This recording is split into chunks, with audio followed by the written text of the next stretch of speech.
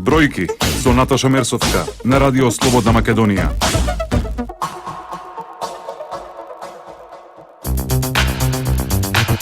Која е најголемата исплатена премија оваа година за штета?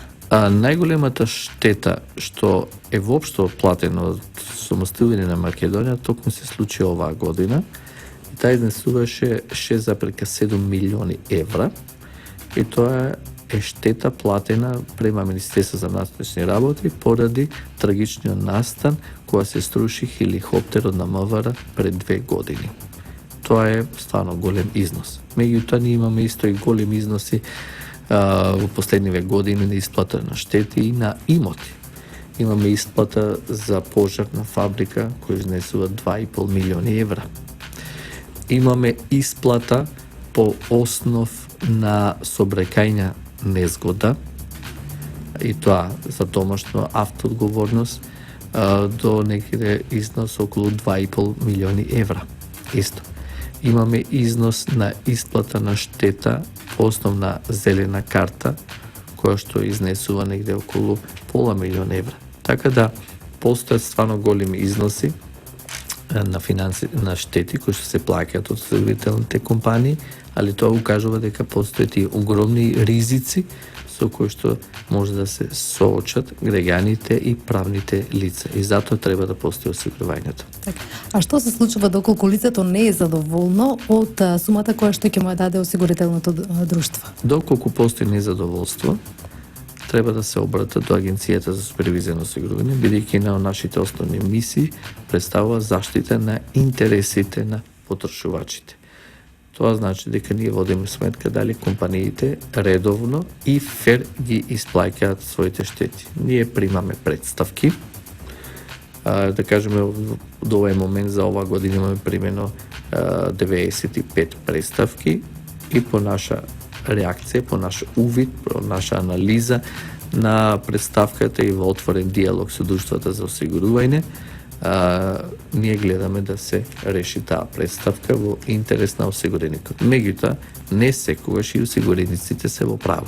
И тоа треба да се потенцира дека во овој бизнис постои висок степен на измама. Се проценува дека на глобално светско ниво повеќе од 10% од исплатените штети од осигурителните компании отпаѓаат на осигурителни измами. Така да Како се препознава измамата? Па измамата се препознава, значи се има осигурителните компании ангажирани своји системи за идентификација на превари, ангажираат и детективски фирми.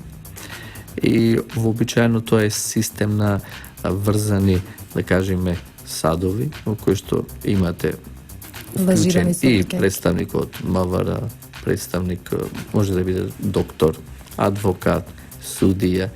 Ние на Министерство за внатрешни работи пред неколку години имаше една голема организирана акција токму за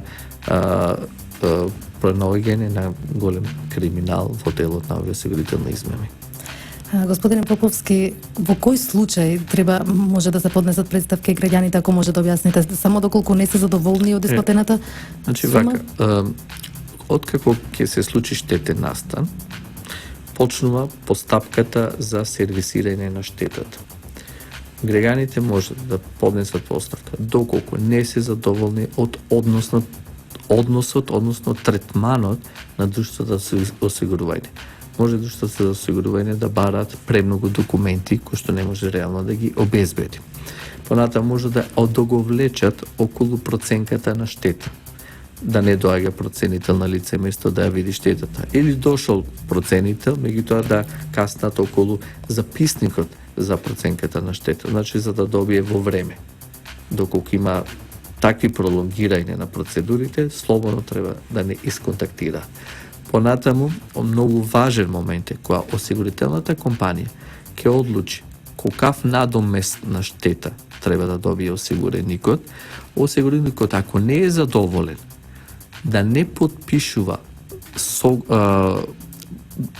договор за спогодба за тој износ, туку има право, тоа се вика неспорен дел, тие пари да ги добијат, а потоа тој да побара поголем износ доколку мисли нека не е фер обештетен.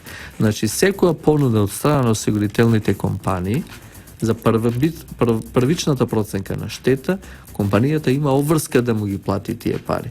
А за оно што представува спорен дел, каде што осигуреникот очекува и поголем износ, тој може дополнително откога ги прими парите да си ја бара својата правда за поголем износ. Така да тој е многу важен момент и треба да го знаат осигурениците, граѓаните, дека секоја првобитна понуда од страна на осигурителните компании тие пари да ги добиват и тоа нема да влијае да тој си побара и поголем износ. Моето последно прашање до вас е какви се вашите прогнози? Најавивте дека се очекува влез на 2 нови компании, ќе има ли нови производи на пазарот во овој бизнис?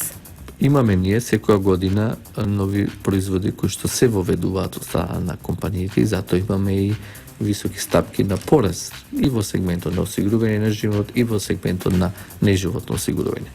Иначе веќе имаме најава каде што очекуваме до крај на оваа година на сериозна регионална осигурителна групација да поднесе апликација за формирање на ново друштво за осигурување и тоа во делот на осигурување на живот. А исто така донесено е на ниво на групација од страна на осигурителна компанија која што е во вртните 10 компании на светско ниво да инвестира во Македонија, но откако ќе се заврши политичката криза во Македонија. Така да тие пролонгираа својата одлука се додека не се завршат изборите, се додека не се подобри политичкиот амбиент. Бројки со Наташа Мерсовска на Радио Слободна Македонија.